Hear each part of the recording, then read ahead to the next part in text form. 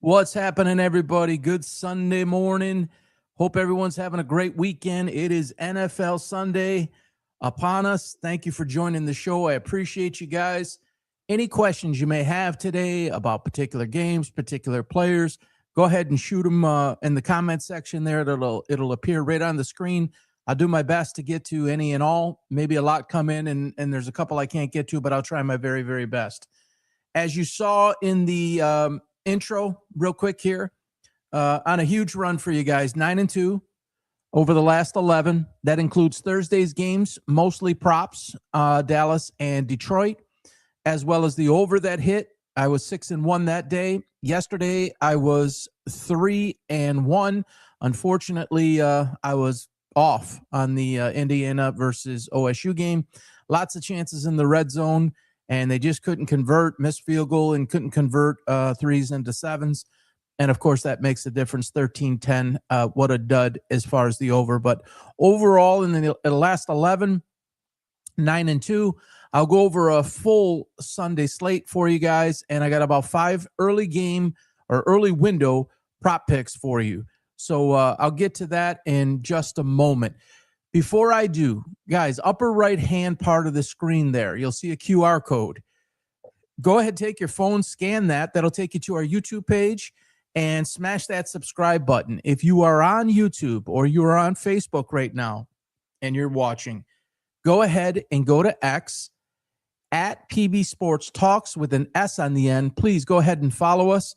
If you're new to the show and have never watched anything, all of our material goes up to X first. The majority of it, most of the material goes on X, particularly in-game tweeting, and then sometimes in-game bets, and sometimes added games throughout the day. They go on X. They do not go on Facebook. They do not go on YouTube. So at PB Sports Talks with an S, on X at the end there, scan the QR code. That'll take you to YouTube. Smash the subscribe button. A lot more shorts, behind-the-scenes content, a lot of information coming up to go up on YouTube as well as X. So, again, thank you guys for joining. And also, please share the link, share the show with somebody.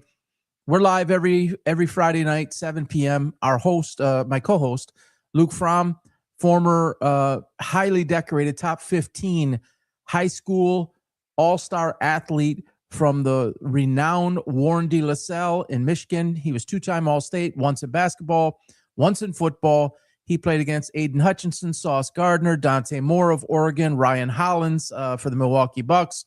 So Luke has a lot of insight. He was a star quarterback. So we look forward to having him back next Friday. So Friday night at 7 o'clock, join us live. But hit that notify button, hit the follow button. That way you can stay locked in and in tune with everything that's coming up. You should be the first to know. And then, of course, please share it. All right, so before we get into Sunday's games here, and I try to add to the tally for you guys, interesting yesterday as the college football playoff picture becomes more and more clear.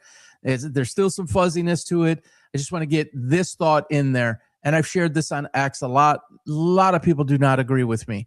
And some say, oh, it sounds contradictory. And what do you play the game for? This and that. Listen, in my opinion, Notre Dame is without question the best of Alabama, Miami, and Notre Dame. Notre Dame is the best of those three. I know they lost to Miami 90 days or so ago. I get it. That's why you play the games. I get it. But if you're asking me, if I was on the committee and I was involved in making this decision, I'm interested in selecting who is best at this time to go represent their school in college football, in the college football playoff.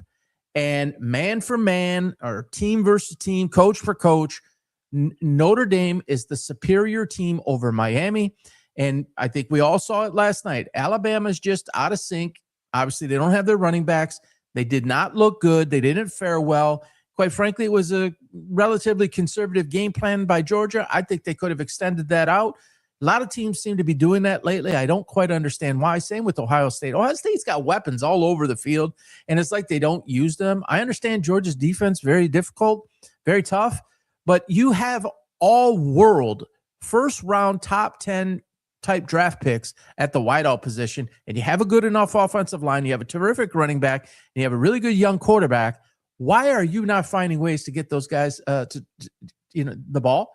Why you got to take 5 to 7 step drops? Get the ball in their hands, in space, and let them cook. It's really simple, and sometimes coaches overthink it. I'm a longtime former coach, not football, but basketball.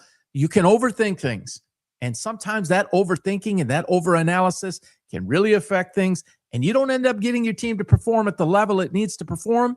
And sometimes it's in the biggest moments like that. This vaunted Ohio State defense and this vaunted offense, you put up 10 points, okay? And sometimes you're struggling. You struggled against teams like Wisconsin and stuff to really let your weapons come through. I mean, that's on Ryan Day. Matt Patricia, oh my gosh, he's such a great defensive coordinator. You got all sorts of freaking players, all right? It's got very little to do with Matt Patricia, all right? Very little. You could put a lot of defensive coordinators in there. It really doesn't come down to Matt Patricia. That's just speak. That's pundit speak. Oh my gosh. Seriously, you might be able to go in and run the same type of defense. All right, enough of that. Let's get into today's action, which is why you guys are here. Let me pull this up on the screen. Let me get this up in a double, a good double way where everybody can see. All right. Yeah, I think we can still. Everybody can still see with the barcode there, the QR code. So we've got the Dolphins and the Jets, two very interesting teams. Those of you who don't know me, I'm from Detroit, but I currently reside in Florida. Just relocated to Florida about February of this year. My entire life spent in Detroit, born and raised, first 19 years, then relocated to the suburbs. So I'm a Lions fan through and through for my entire life. And the Jets have Aaron Glenn, former defensive coordinator for the Giants. He's doing something very special. I promise you guys, not everybody can see it. A lot of people don't understand what he's doing with Justin Fields. He knows Justin Fields is not the answer. I mean, he never was the answer when they drafted him. Two-year contract of, I think it was $40 million, 20 and 20, right about there. And Tyrod Taylor, it just gives him a better. I mean, Justin Fields is not an NFL starting quarterback. It's just that simple. So the Dolphins, they're trying to hang on to Mike McDaniel. Obviously, they got rid of Chris Greer, the GM. They're playing at New York. This is a really, really tough game to handicap, to be honest with you. You got Miami going to cold weather. That generally affects things. You see the line there at 2.5. And by the way, these are FanDuel lines. They were pulled just before the show, maybe 10, 15 minutes before I came on. They could vary a little bit. You see the 2.5 at minus 122. That's likely to hit 3. As the odds there are leaning towards that. Guys, I'm going to go with an upset here. I really am. I like what the Jets are doing. They're relentless. They're at home. It's cold weather, colder weather. And I'm going to go ahead with an upset here with the Jets plus the 2.5. If you had the opportunity to get it at the full 3, obviously take that. You know, Miami can do some things and they could win this game by 7 to 10. It's a really tough one. But I'm going to go ahead with some of the momentum that's building over there and the excitement that's happening in New York. Neither team has a reason to win in terms of playoffs, but they all are playing for things for next year. Now, you could say Miami might have a shot outside, way outside. They're not. So I'm going to take the Jets plus 2.5. That's even money, obviously, at plus 100. If you can get that at 3, man, lock it in right now. All right, Seahawks at Atlanta. Seahawks are a juggernaut right now. They didn't look like it last week. I got it. They struggled. Blitz-heavy defense against Minnesota last Sunday. Had Darnold off his game a little bit, but you still won the game 26-0 when you weren't at the best, at your best. That always tells you what kind of team you have. The Falcons are in trouble. Kirk Cousins, while I like him, Michigan State product, and the guy's been – I mean, has there ever been a guy in the NFL that's made more money moving around than Kirk Cousins? My man is a salesman, right? But Seattle at Atlanta, the line's a little beefy, but I expect the Seahawks on the fast track to kind of shred and just kind of roll through Atlanta a little bit like butter. So Seattle minus the 6.5. Falcons, no real reason to play other than pride. So Seahawks minus 6.5 in that, minus 115. Try not to let it get past 7, in my opinion. Saints at the Buccaneers. Tyler Shaw, guys, Shaw, however you pronounce it, Guy's a player. He's a serious player. 8.5 plus 8.5. That's a lot of points. Tampa Bay's got everything to play for. New Orleans really doesn't have anything to play for. Again, pride, getting ready for next year, those types of things. But the Buccaneers have everything on the line in a bunched up NFC playoff picture. They got to get some things done. They got to win this game. They will win this game. The question is by 8.5. I mean, that's a lot of points. I'm going to go ahead and sneak here. The Saints, for whatever reason, you can look historically, anybody who's ever watched it closely enough, maybe you're a New Orleans fan, you're a Tampa Bay fan, or you just like to play the games, New Orleans, for whatever reason, always plays Tampa Bay tough. And I have a feeling that today's not going to be any different. So I'm going to take the Saints plus the 8.5. I'm usually a favorite, selector, but I got to go with the Saints here with the plus 8.5 to get things done. That's a lot of points. Bucks will win the game, but Saints will keep it inside the number. Washington Commanders, my guy Jaden Daniels finally returns. Good to see. Minnesota's an absolute train wreck, shipwreck, boat sinking, whatever you want to call it. 2 days before the 2024 draft, I selected Jaden Daniels as my number. It's all over YouTube. It's all over Facebook. It's all over X, that he would be the best quarterback of that draft. Obviously, Drake Mays turned out to be really good.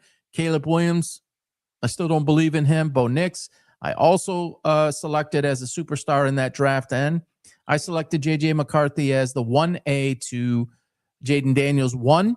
It hasn't panned out yet. Don't give up on the guy. He will be fine. But I'm going to take the Commanders here, minus the 1.5 with Jaden back behind center. He might not run the ball a lot. Obviously, you got to get back in the flow of things, but just him being there is going to make a difference, and it's going to make those around him better. And I'll get to some of the prop picks and why I think that will affect some things here coming up when I'm done with the games. But Washington minus the 1.5 at minus 110. All right, Indianapolis Colts and Jacksonville. I am on record and have been for many, many weeks that the Colts would hit the cliff 2 weeks ago. Kansas City, and then last week, Daniel Jones is all banged up. I don't think that team is as real as people as people have thought they are, which is why I selected them to kind of go down the tubes. I was on a national podcast, and they were trying to tell me at the time, this is probably about 5-6 weeks ago, oh, I see them as a 13-win team. Come on. That's not a 13-win team. They didn't play anybody except for 2 teams in basically their first 9 games. You see what starts to happen when they start to play some people. Jacksonville at home, that team is Duval. That team is pretty tough. They're inconsistent still, but they're pretty tough at home. I think Jacksonville's got that game. And historically, they've had a lot of close matchups, which the line reflects that here. Jacksonville at home getting a 1.5. I mean, 1.5, it's basically a money line play. But you got to take Jacksonville at home here to go over the Colts, in my opinion. Plus 1.5 at minus 106. So you're almost at even money. So take Jacksonville to take this game at home over the Colts. Colts to drop their 3rd straight game. All right, moving on here. The Steelers and the Ravens. If you have not seen my clip about Mike Tomlin, about Will Howard, about Aaron Rodgers, it's a 9-minute video. It's up on YouTube. It's getting a lot of play, and it's my thoughts on the Steelers as a whole. If you're a Steelers fan or you're just interested in what I think are the next steps and what should be happening this week, but they're not going to do it, check that out at PB Sports Talk on YouTube. So the Steelers plus 5.5 at the Ravens. Listen, the Ravens, and I have clips up there too about John Harbaugh, about Lamar Jackson, and my thoughts on Baltimore as a whole. These are 2 franchises that they're not a threat. Let me just put it to you that way. They're not a threat in the AFC. Either team, they're just not. Lamar Jackson, I don't even have in my top 8 quarterbacks. He continues to prove to me the reason why and validates the reason why that is. Aaron Rodgers isn't the answer. Pittsburgh is a disaster. DK Metcalf is not a true number 1 wide receiver. I talk about all those things on the YouTube video, so check that out. This is a rivalry game. You know, it's 5.5 points. It's obviously a lot. But I think Baltimore responds here. I think Pittsburgh's cooked. They're just absolutely cooked. There's some infighting. Wide receivers aren't even running the same routes. They're on a different page than Aaron Rodgers, and Rodgers with them. There's no continuity there. 5.5, you may say that's a lot of points. Standard home field line is 3. If you have 2 equal teams, it's a little bit more than 3. And I think that reflects, what the sharp bettors are looking at. So I think the Ravens minus 5.5 is the play here. They should win somewhere between 7 and 10 points. So I'm going to go ahead with that. Ravens minus 5.5. Tennessee and Cleveland, the Shedeur Sanders experiment. It continues to go on. Boy, if you don't know me, check out my thoughts on Shedeur Sanders. January 19th, I was the only person in the world on video, full receipts, to say that Shedeur Sanders would be a 5th-round draft pick. It's all over X. It's all over YouTube. Again, subscribe to those. You can go ahead and look at that. Cam Ward, obviously the parallels. As a lot of people say, Shedeur Sanders was a 5th-round pick and Cam Ward was number 1 overall. How could you say Cam Ward is better than Shedeur Sanders? And the Shedeur camp says, we're better than Cam Ward. And you see the famous video that went viral, the short that went viral during the combo, where Shedeur says to Cam, you want to cut a record? And Cam's like, no, I'm busy. And he says, you don't even take Saturdays off? I want to be known as a football player. And Shedeur was wanting to be known as a rapper and legendary and all that type of stuff. So interesting to see them play here. Listen, Cleveland is a better all-around team, better defense, more weapons. This is a tricky game. I would love to see Tennessee win this game outright and for sure win it by within the 3.5. Unfortunately, I don't think it's going to happen. I almost wish I was wrong. I don't want to tell you guys something and say, hey, at the same time, I wish I was wrong. I want to see Tennessee win this game outright. I'm not a believer in the Shedeur show. And if he should perform well today, it's going to start up all again. Look at Cam Ward was number 1. Shedeur should have been number 1. So as much as I don't like to do it, I got to say it because I want to help you guys. Cleveland minus 3.5 at home over Tennessee. The Bengals and the Bills. Man, I don't have the over-under up here, but I would seriously consider that. I would guess it's somewhere around 51. If you want to drop a comment on the side, it's probably 50, 51, right in that range. I would seriously look at the over on that, to be honest with you. Neither defense can stop anything, but offensively they can do some things. Such a shame Josh Allen's been surrounded by basically nobody. James Cook, obviously, in the backfield is solid. But other than that, Kincaid's nice, but one of the greatest quarterbacks of my lifetime, in my opinion. I know he hasn't won a Super Bowl yet, but it's kind of sad that they haven't put the weapons around him.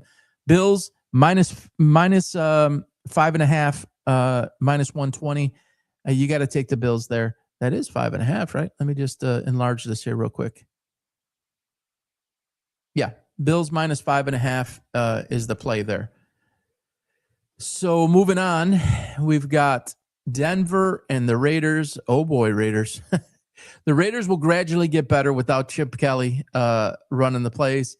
And I think Brady's going to get more and more and more involved. I'm on record before the season that I don't think Tom Brady's going to stay in the booth long term. There's no way, especially since the team took a nosedive this year. I think everybody expected them to be much better than what they are, including me. I was very much against Ashton Genty being the 6th overall pick. That's a luxury pick for a team that is, a player or two away from winning. They're 15 players, 12 to 15 players away from winning. So terrible pick there. He may end up being pretty good, but wrong place, wrong time, wrong pick, wasted value for the Raiders when they have so many needs. Denver, love Bo Nix. I'm a huge Bo Nix guy, and that team continues to develop. He is significantly underrated. I'm going to go ahead and take the large line there in the Broncos minus 7.5 in Vegas over the Raiders. Jump on Nix, jump on Peyton. As you continue to see Troy Franklin, Cortland Sutton, Evan Ingram, and as a team defensively, Raiders won't have any answers for them. All right, Bears and Packers, obviously from Detroit. I don't like Ben Johnson. To be honest with you, I wasn't a crazy fan of him when he was in Detroit. That is a significantly overrated team. I understand what their record is, but I also understand how they won those games. It matters how you win. It matters how you lose. They had a lot of great fortune. I think that fortune ends today. Isn't it amazing So the line right there, when you want to understand what people really know around the world, around the country, around sports betting, look at that line. Why in the world would the Chicago Bears, without any massive new injuries taking place, be plus 6.5 at Green Bay? Why would that be when they're ahead of Green Bay? What in the world does that tell you? Is it a sucker's bet? I don't think so. I think, and I have thought, and I'm on record with this, that the Green Bay Packers, I said this before the season, it's one of the best teams in the NFL. Matt LaFleur is one of the best teams, one of the best coaches in the NFL. Things got a little sideways for them. I get it. You had Micah Parsons. That's a boost. Jordan Love wasn't playing well. They've had a lot of injuries at wide receiver. You're at home at Lambeau Field with everything on the line, division at stake. Bears in control right now, but the Packers just behind them. I'm thinking Packers, and I'm thinking probably by 10 or more. People will think I'm crazy for that. I'll take a lot of heat. And by the way, for those who are not following, follow, because I will have afternoon prop picks. That is one of the games that I have circled that I will have probably 3 to 5 prop picks on that game. So follow me throughout the day. Watch my live streaming or my live tweeting, live posting on X. I will be dropping some on that game. It's tasty. It's juicy. Packers minus the 6.5 at home, and make this creepy, cringy Ben Johnson at the end of the game, his post-game inside the locker room, pep talk or whatever, taking his shirt off. I don't think he'll be taking it off today. Green Bay Packers minus 6.5. All right, rounding it out here with the last 3, Rams and Cardinals. And boy, that let me see if I can get that off the screen there. Let me pop this off so you can see it. Maybe I'll just enlarge it. We'll see it. No. All right, just to make sure I don't make a mistake here, because that QR code is blocking it. What do we got? Sorry about this, guys. Rams and Cardinals 8.5. You could see the half there when I reduce the screen. Rams minus 8.5 off a loss, and they are playing at Arizona. Arizona's a disaster. I get it. Rams should respond very strongly today. I fully expect them to be on, back on. This is a must. Listen, things get really crazy at this time of the year. This is, in my opinion, is a must win for the Rams. They've got the Lions next week, a desperate Lions team going to LA next week. You don't want to lose this Arizona game, and I think they got to come out and get that stench out of their mouths from last week. I expect them to roll by 10 or more against the Cardinals, so feel very comfortable taking the Rams on the road. Jacoby Brissett, you got to give him credit. He's nails. He keeps that team in and around games there for a while, but too much talent offensively and defensively. The Rams will pull away in the second half. Texans at Chiefs. Boy, interesting game. Texans, dome-controlled environment, going on the road against Kansas City. Might be a slobber knocker type of game tonight. Did I really just use that word? Strike that from the record. That was crazy. That should be a slugfest because of the defense of Houston. Man, that is tough. I just think Kansas City can't be ruled out until Kansas City's out. It's just that simple. And again, you see the line reflective of that. Minus 3.5. 3 is the standard home line. You've got a really good defense at Houston. You've got CJ Stroud back. You got the Chiefs at home and everything on the line. It is win or you are done. I mean, even if you win out, chances are slim. You have to win out to even have a chance. As much as I would like to take Houston in this spot and take the 3 in the hook, I can't do it. The Chiefs minus 3.5 at home, laying it all out on the line, pull it all together. A champion is a champion until they're not. And the Chiefs, I'm not ready to give up on them. Love what DeMeco Ryans is doing in Houston. Can't do it. Chiefs at home, minus 3.5 on Sunday Night Football. Feel comfortable doing that. Mahomes will come up big. That's a heck of a defense. But that's a defense on the road, on grass, different than when they're playing in Houston. Monday night, the Eagles at the Chargers. Interesting game again. Eagles up, down. Sirianni is now going to jump into more of the play calling because they continue to struggle offensively as much as they have talent. It's like they don't have any talent. They're struggling to score. Is it offensive coordinator? Is it Jalen Hurts that doesn't have a pulse half the time? Is it A.J. Brown creating problems for the team and infighting going on? Could be a little bit of all of that. I am a Jalen Hurts guy. I like him as a quarterback, but sometimes, I wish he could just turn it up a little bit. Tough game here, but I got to take the Chargers. I am a massive Justin Herbert guy. I already have him penciled into the Hall of Fame, provided he does not have a massive injury. I said that before the 2024 draft as well, even though he wasn't in that draft. I said at the time, as I was talking about potential receivers because he didn't have weapons around him, that at that moment I felt he was playing Hall of Fame level. I haven't changed it. And they got problems around him. There's no question about it. But as they continue to figure things out with Jim Harbaugh, I expect him to come up big in this moment. The Eagles, they got exposed a little bit, and they're not going to be happy. But the Chargers, I got to take the Chargers at home on Monday night plus the 2.5. And it's like that Monday night home team, usually two relatively equal teams, it is almost always right on the 3 number. Interesting to see it at plus 2.5. Minus 112 would indicate it's getting closer to the 3. I'd love to wait on that for you guys and get it at 3 if you can.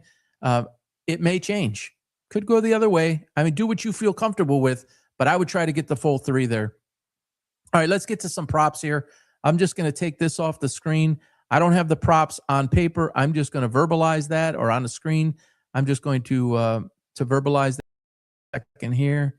Let me get my ugly grill back up on the place on the screen. All right, Trevor Lawrence, a guy who's inconsistent. I get it. Playing the Colts, as I mentioned, they're at home. The prop is 215.5 on his over-under passing. I don't quite understand why it's that low. It isn't like the Colts defense is a juggernaut. Again, at home, he's got a lot of weapons around him. And boy, Jacoby Myers makes a difference over there. Still got Brian Thomas. You got a complement of backs that he throws to. Parker Washington, he's got over 215.5. I think he breezes past that. Feel confident in Trevor Lawrence on the over. Bijan Robinson versus Seattle. Kirk Cousins can't move. Seattle has a terrific defense. They're going to be all over Cousins, even though it's on the road. I get it, but they're going to be all over Cousins. He's going to have to get rid of the ball. And what better player to get rid of the ball to other than Bijan Robinson out of the backfield? 35 or 38.5 is the over. Feel comfortable going over. He's probably 55, 60-yard range. Feel very comfortable with Bijan going over the reception yards of 38.5. Zay Flowers versus Pittsburgh. I am not a big Zay Flowers guy. I don't think he's a number 1 for any team. He's a number 2, basically a number 3, should be playing in the slot, but he acts as the number 1 essentially for Baltimore. He has been underwhelming all year long. However, in this moment at home against the Steelers, who are a porous defense, if you sustain the line enough to just keep TJ Watt from doing some crazy things, I would expect Lamar Jackson to be able to move around in the pocket and make some plays happen today against that defense. He won't be on his spot. He very rarely is on his spot. And I would think that Zay Flowers goes well past 57.5. I would expect him to be in that 75-ish range in receiving yards. So feel comfortable in taking Zay Flowers over 57.5 receiving yards. Chris Rodriguez, basically now the number 1 back in Washington. Jaden Daniels, as I mentioned earlier, is back. That changes everything. The entire framework. Mariota serviceable, clearly a backup, not a starter. We saw the experiment when he was a starter. He'd done a yeoman's job, kept him in some games, did some things, nice things. Jaden Daniels back. He's not going to be full-fledged game speed, but that read option threat there and the ability for Daniels to get the ball down the field to Terry McLaurin, to Deebo Samuel, Rodriguez taking over the rock, taking over the totes, over 40.5 for Washington rushing yards. Feel confident in taking Chris Rodriguez. He was a beast at Kentucky. And I really like what I'm seeing out of him. I would jump all over that 40.5 over rushing yards for Chris Rodriguez. And then rounding it, these are all early games, by the way. And the last one, and I just, man, he's so overweight. He looks so slow. But again, with Jaden Daniels back, with McLaurin on one side taking away or taking, the focus of the defense, Debo should flourish today. He's got a very reasonable line at 40.5. Feel comfortable in taking Debo Samuels to surpass the 40.5 yard mark with Jaden Daniels back under center. So that wraps up the picks. That wraps up the early game props. Again, throughout the day, I will be dropping for sure at 3 p.m. I will be dropping the late games, but you may see it a little bit before, a little bit after. And then based on certain things that happen in Vegas with lines and things like that, can change some of the game planning and some of the schematics. So stay locked in with me all day with tomorrow, and obviously follow and subscribe. The QR code upper right-hand corner. Scan that, smash the subscribe button on YouTube. Stay with me on that. The picks don't go up there, all right? All the shorts, long videos, things behind the scenes in terms of everything that I just talked about now, for sure in football and basketball and then other surrounding sports. You'll see a lot of stuff up there. I am a former 7-time championship basketball coach. I gave you Luke's credentials, my co-host. We're going to give you a different angle than a lot of people out there do. We're going to speak it to you in terms that make sense from a coaching lens, from a player lens, from a strategic lens. We try to do things differently than what you see out there, and we can articulate it in a way that's really going to hit home. Nobody tells us what to say or do. We don't have a narrative or an agenda to speak to. We're going to give it to you real. When we win, we're going to talk about it. When we lose, we're going to talk about it. On X is where everything goes first, at PB Sports Talks with an S on the end. That's where you will see everything go up live today, in-game tweeting, in-between game tweeting. You'll see things go up at about 3 o'clock for the midday games, or for the afternoon games, the 4:05 starts, the 4:25 starts, and then the late game tonight, you'll see that drop right around 7 p.m. Those will be all props. Obviously, I've given you the games. You might even see an over-under pick come in. As I feel things going throughout the day, I get really locked in. Let me just pop this up for you guys who maybe just joined on the screen. It's a 9-2 run for you guys.